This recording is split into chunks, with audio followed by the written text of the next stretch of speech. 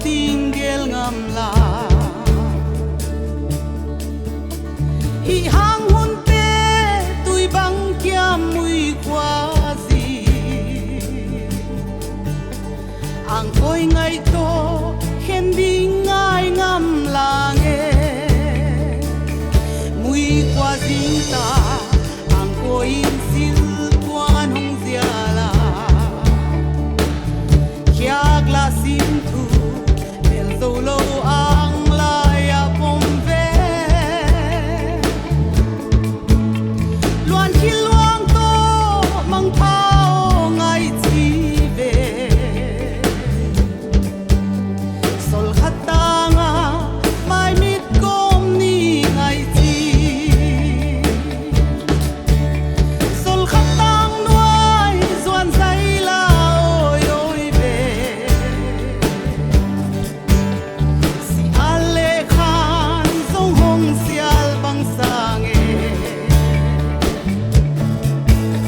bui hi hong ang lung zuan na lua sang e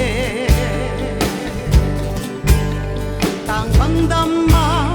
don bang tua ding ak la hi zong i kam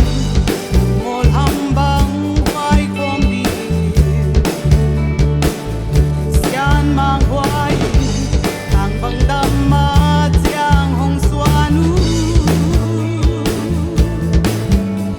Phang kong ai na sial za in tam song le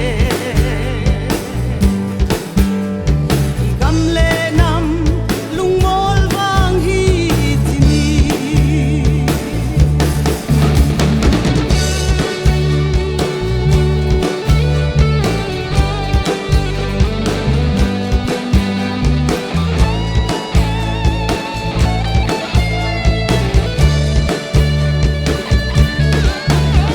nan wa chianga